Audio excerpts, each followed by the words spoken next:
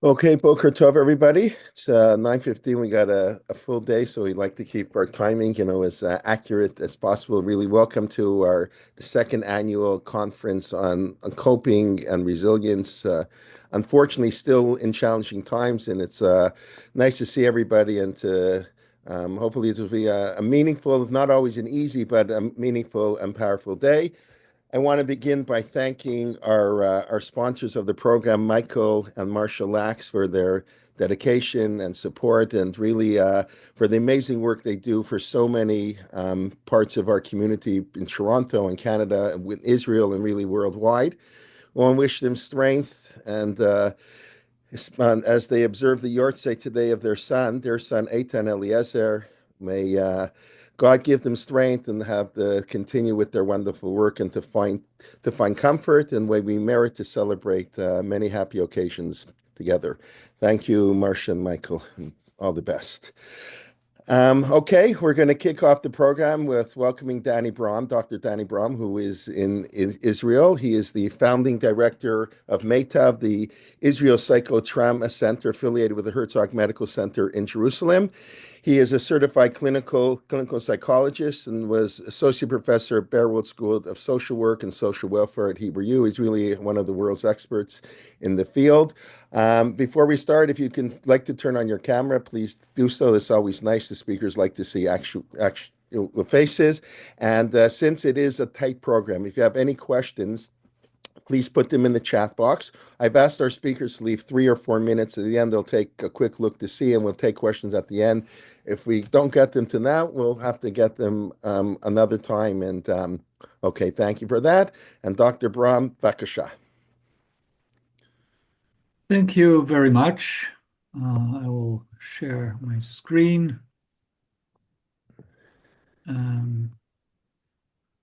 Yeah, good morning to you all. Here in Israel, every day, every morning, every evening, the only news basically is about people who had been kidnapped, and are they still there, and what can we do in order to get them free.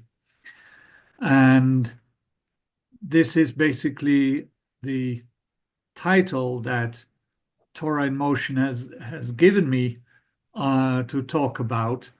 And when I thought about that, then I remembered that basically my career started at the end of the 1970s in the Netherlands, after there were a few kidnappings, hijackings of a train and of a school by Moluccans from Indonesia who wanted their freedom.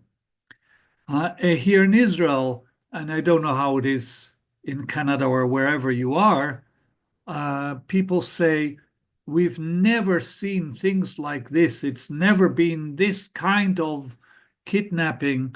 And thinking about that, I thought, well, is that actually true? A school was hijacked with over 100 children and a few teachers, and a train with people in it, and some people died until they were freed. And so I looked a bit at what do we know about kidnappings, and then I saw that actually Canada is high on the list of actually kidnappings. Kidnappings are apparently much more frequent than we know. In the United States, for example, there is about 12,500 people every year that get kidnapped. And so there's the whole question of what is this? And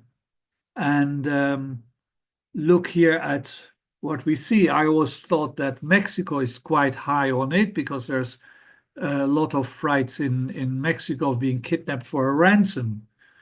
So I've reviewed for you a bit of the literature, and there's very little literature on kidnappings because it's very often small groups or individuals who get kidnapped, and very often they're not really being solved.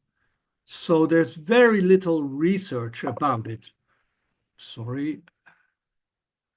Um, so I have to, sorry. Um, so I've been looking at the um, the literature on kidnappings and hostage taking, and what do we know about the effects? And you know, these are the kinds of kidnappings that are taking place. There is a lot of kidnappings. Here it says by cults, but I'm talking much more about organized abuse. There are people being forced into abuse and mind control. There is, of course, human trafficking. That is a big trade here in the Middle East, but not only. Um, and there's kidnapping for ransom. And it's said that that is the most common type of kidnapping. So, and there's, of course, the political kidnapping of people by terrorist groups, and we are, of course, all aware of that at this moment. But it is not unfrequent. We have to realize that. And it's an interesting question that I'm posing to you. How come that we all the time think that this is rare? How do we do that? Do we do that in order to protect ourselves? How do we actually put that away all the time? So, themes in kidnapping. And of course, we're talking about threat, life threat. People who are really afraid that they're going to be killed. And that brings us, and I'll go into it a bit later, um, of what happens to people when you get into survival mode. But other themes that are important is the intentional taking away of control. People are totally out of control. They cannot, sorry, they cannot decide whether they can stand up, whether they can sit down, whether they can eat or drink, whether they can talk. So there's a lot of problems with the whole idea of, do I have any control over my life?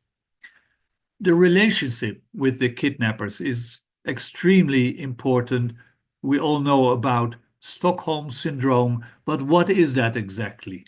And do kidnappers manipulate us, and how do they manipulate us? That is very often the case, especially in the more extreme cases, such as what we are now experiencing with Hamas. And then there's the question, how do people cope during being kidnapped? How do people cope at release?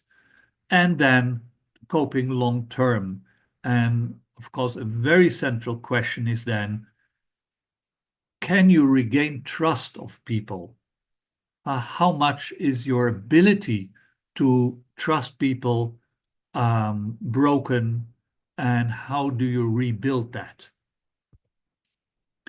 Now, the lack of research, I found a few small studies, not more than between 20 and 28 people in the studies that focus on certain areas.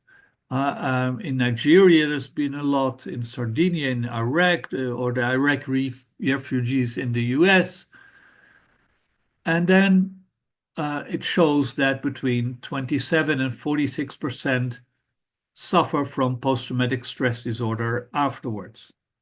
But it reminded me of a study we did at the end of 1980s, when there was not such an enormous amount of studies, and we looked at the prevalence of PTSD. And we found some 40, 50, 60 studies, I don't remember again. But what was interesting is that we looked at the relationship between the amount of people that were interviewed and the percentage of people that, according to that study, suffer from PTSD. And what we saw is an invert relationship. The bigger the study, the smaller the percentage of people suffering from PTSD, which means that we have to be really careful with small studies. And when we have a lack of research, then opinions prevail. And there is, for example, I heard about a lecture here in Israel, someone saying, a psychoanalyst saying, kidnapped people will be unable to live their life to the fullest. So is that true? Another example from this article in 2009 saying the impact of certain experiences very hard on the victims. The victims of kidnapping and abduction have everlasting effect on the mind of individual persons. These events change whole lives of the individual and also changes their whole personality. They destroy the personality of individuals and their way of looking at their life. These are very general, very bold statements without any evidence base. And when we hear at this moment the kidnapped people coming back from Hamas, I think we are aware that they show their personalities. They are caring people. They are now saying, I know what it is, get our brothers and sisters out. And they are strong and they are much stronger than many of the people say who think about them. So we have to be very careful with judging that this is the end of their productive life. So Claude Shemtov Zal developed this survival mode theory and basically says, well, when you are in severe threat of your life, your whole system reacts in a very different way. The physical arousal system that basically is seated in the brain basically becomes active and changes a lot of things in the brain. So it is basically of how we human beings adapt to danger. And we're very good at that. It's very adaptive to be afraid when there is danger. And when people now say, one of the studies show that 51% in one of the cities in the south, 51% of the people who live there have high symptoms of PTSD. The question is, aren't they in survival mode? And isn't that, adaptive as long as there is danger going on? So one thing to really look at. The second system that is also very strong and very affected by severe threat is our attachment system. People bond in order to feel safe. We hear about the people coming back from Gaza, how any way to be attached with someone in your environment, even if it is the people who keep you there, is helpful for them. I heard about some of the kidnapped people being brought together with their captors, and two of the men came in with their Hamas people, and the four of them were laughing and making jokes. And so you see there that they bonded, which is another adaptive thing. You try to bond in order to feel safer. And the third system that is really different during survival mode is learning and memory. Of course, when there is severe danger, you need to learn very quickly how to survive. And people do that. And things that you learn during that period get imprinted in your memory in a very different, much stronger way than if we try to learn anything else. And so this whole survival mode theory helps us understand things that we've heard about and thought about, and I think that's a bit strange, like the Stockholm Syndrome, which is how people being kidnapped start to defend their captors and are attached to them. And when we know survival mode theory, we know that this is not an active choice, but this is an automatic system which we don't really choose to. But when we are in danger, this um, this survival mode kicks in and lets us bond with whoever is there, even if it's the person who abuses us. And that's how we can understand this better. Now, survival mode is hardware in our nervous system. It is automatic. It changes brain function, but even brain physiology. We see that it's very different if you look at, for example, and that's one of the things we do a lot now, look at what happens to combat soldiers after a year and a half of combat service, and you do a brain scan before and after, you will see physical changes. And so the question is not so much how do we get into survival mode, but the question is how do we get out of survival mode?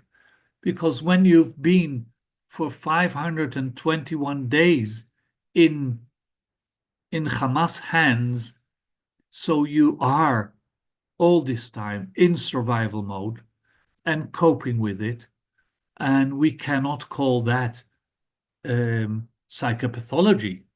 That is adaptation to danger. The question is, how do we get out? And when people don't get out of survival mode, although the situation is now totally safe, then we call it post-traumatic stress disorder. But most people do actually get out partially or fully out of survival mode. So that means that we will see post-traumatic symptoms on a continuum. From our study on IDF soldiers, years after they're out of the army, we see about 10 to 15% with post-traumatic stress disorder. We see about 20% without any symptom, and all of the rest, the other 60-65%, are with some symptoms. Some may only miss one symptom in order to not be called post-traumatic. Others have only a few symptoms, but that is what we are coping with. So that brings us to the question of what can we expect when these kidnapped people from Hamas come back? And should we expect, like I hear a lot,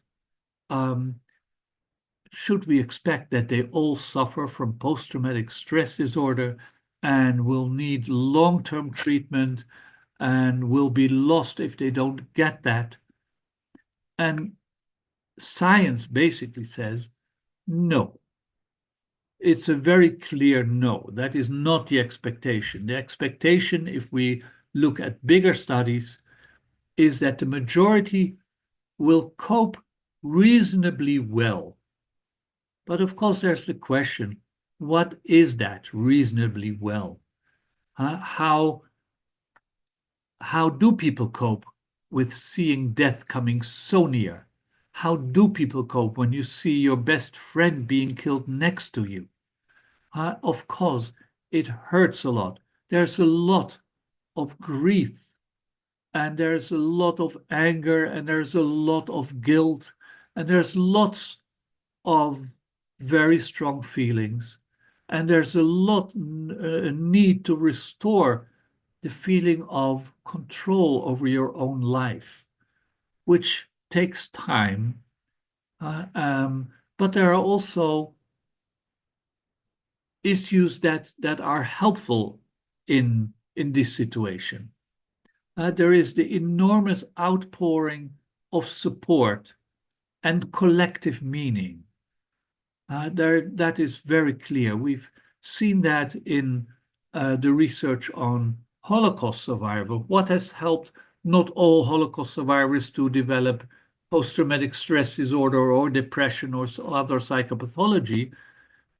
It's that they lived during the Holocaust with the idea that, okay, this is really, really bad, but it will stop at some point, and then we'll go back to our lives.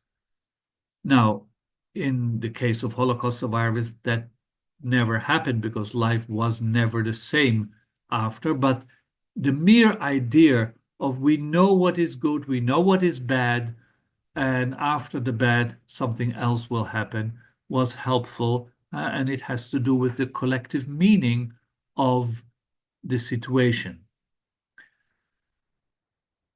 I met someone who is working in the unit in the army that meets the people who come back from Gaza. And I gave a lecture, and she said, this is a whole new perspective because we have been told that we have to push all of them into therapy. And what is the problem with that? Is that you basically give the message that you can't do this. You don't have the resilience to do this. You need a therapist, which is very different than saying, if you want, you might want to use services, but see if you need it. And the right way, all in therapy and all in the trauma field, is watchful accompanying. That seems to be the right way. Seeing how things develop, staying in contact, and letting people know that services are available. But then, of course, there are also many, many new organizations that basically assert themselves as knowing how to prevent PTSD. And we see that in Israel now, so many new organizations say, come to us and we will prevent PTSD. And that will work in 85% of the people who in any way will not develop post-traumatic stress disorder. So they now will say, yeah, I went to this and this service, so I don't have PTSD. And these are the kind of things that we are trying to avoid, because what people need is they need to rebuild their sense of agency, their sense of being able to find their own way in the enormous mess that happened in such terribly unfortunate ways on the 7th of October, and seeing how they can make sense of everything that happened. So we know what people need for that. They need an environment that will hold them, that will be with them, but that will not push them not to talk when they don't want to talk, and not to be silent when they want to talk. Finding that balance of a warm environment that allows people to figure it out together with you. And there's nothing better than a person who is willing to look you in the eyes and just be open and wait what the person really needs or wants, and not putting it on. I hear so often people saying, I know what people need. And I know people who say, if that is the case, I don't want to be with such a person. I need to be able to find my way and not again my sense of control being taken away by someone who knows and says, you must feel this and this. No, it is the possibility of letting people express what they need to express. So I want to end and open up for some questions.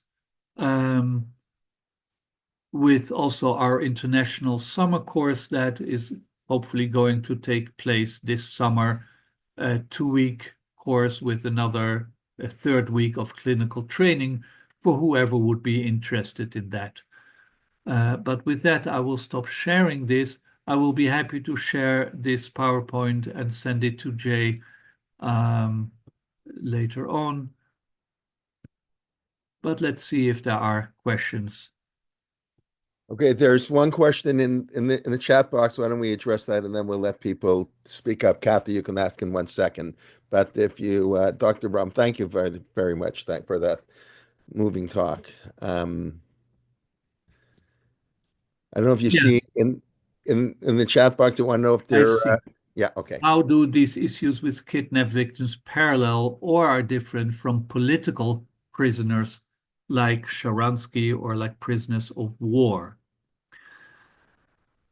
Well, on the one hand, I sometimes say trauma is trauma is trauma, but of course, the context is very, very important. The context of what does this mean? What does it mean to be a prisoner of war? Mostly when we talk about prisoners of war, we talk about soldiers who have been fighting and they understand that the other side will try to uh, either make you a prisoner or kill you. The context is very different, and that has a strong influence on how people cope. Um, it would be very interesting to ask Nathan Sharansky of his experience. But here in Israel now, of course, there is no news anymore. The only thing that keeps us busy is basically um, every news starts with how many people are still in Gaza. And that, I think, gives a lot of strength. And then we hear that also to people coming back. Okay, Kathy, bevakasha. So thank you very much for a really informative and interesting talk. I learned a lot.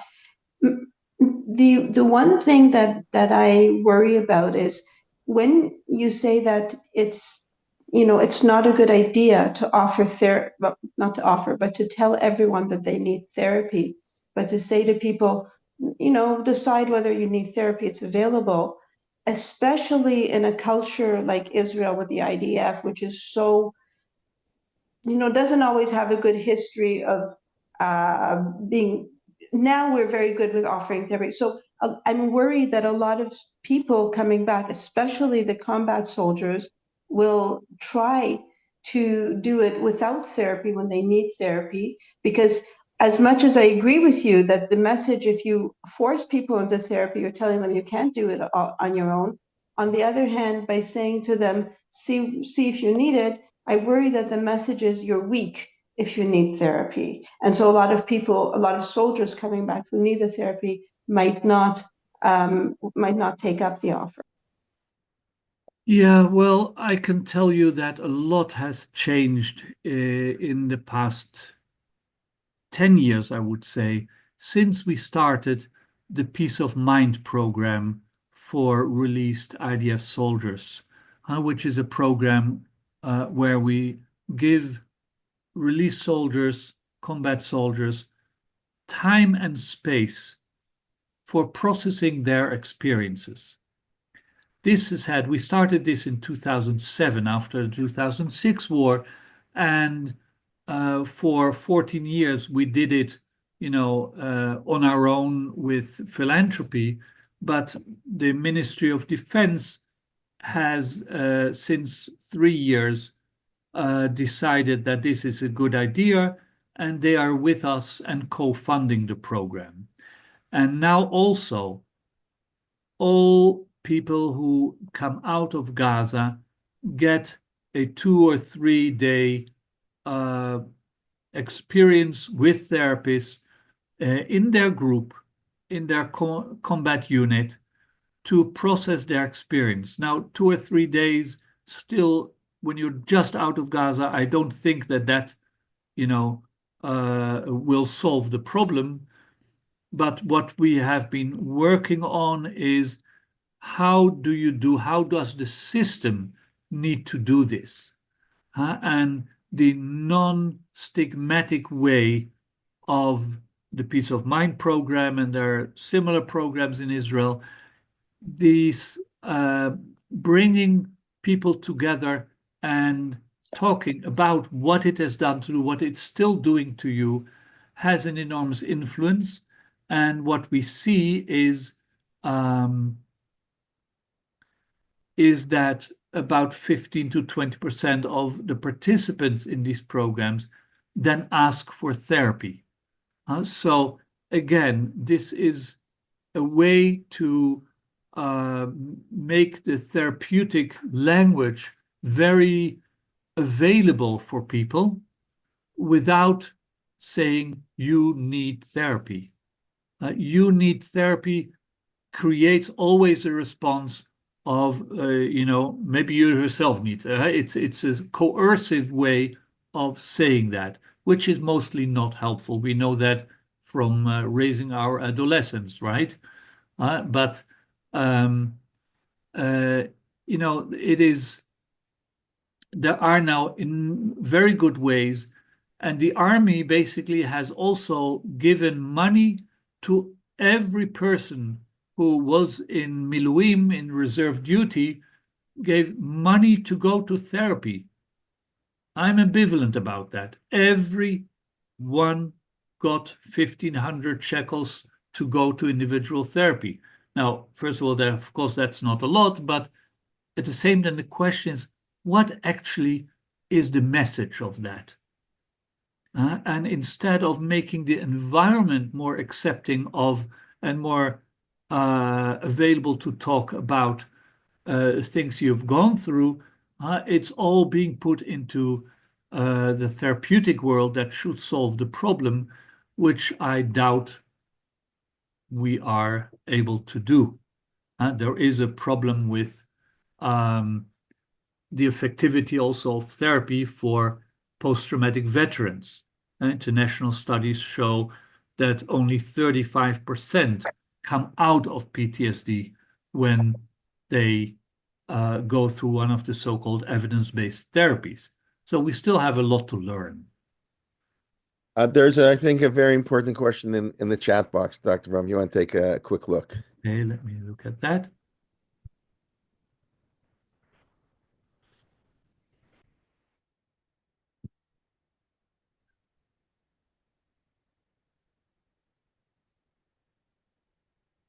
Yeah, Zmira is asking about the perpetrators. When there's a plan for Gaza, what techniques would we in Israel need to employ to try to de-Hamas their views? This whole question of people who are able and willing to do these kinds of atrocities, what is wrong with them? There's no easy ways to think about it. I must say, this is really not my field. I think that there are people probably also today who know much more about that than I do. Another question is here, what about couple and family therapy? That is also much more available now for reserve soldiers coming out of their service. We have in Métis, we also have couples and family therapists now in our clinic. We have a clinic specifically for the Ministry of Defense. We have hundreds of people in our treatment at any given moment. And this is before the wave of this war. So I'm sorry to say that that we will have work for the coming 25 years. But you know, when I came to Israel, after I had done my work in the Netherlands, after the hijackings, the kidnappings in Holland, I came here and people said, we don't see trauma here. This was 1988. And since then, a lot has happened. And at this moment, I find myself almost at the other side when people say, everyone is traumatized, which is the same exaggeration um, as saying there's no, yeah. So there's a big problem there. I see another question about moral injury. That is and Ruth Lanius. I know her well. She has done amazing work in Canada on the brain and different kinds of traumatization. But also, we know that we also, besides fighting, we sometimes, war is not a nice thing. We sometimes do terrible things. And how do people cope with that? Having done something that you think afterwards, is that me? Did I do that? We're specifically looking at that also in psychedelic treatment specifically. We have a program with MDMA-assisted psychotherapy. Specifically, we're looking also at, is that more fitting for people with moral injury? Yeah, then there is the question, how do people diagnose with psychopathy? A psychopath, how does a psychopath deal with trauma? Well, you know, psychopath has a very good track record of blaming others, and it's never them. So that is a bit of a problem. And there's a question about the systemic factors affecting wider implementation. That's one of the things that we Métis, our strategic vision is that we are developing methods, we are testing methods, and then we need them to get into the system. We are not a system. We are an NGO. We're doing our strategic vision is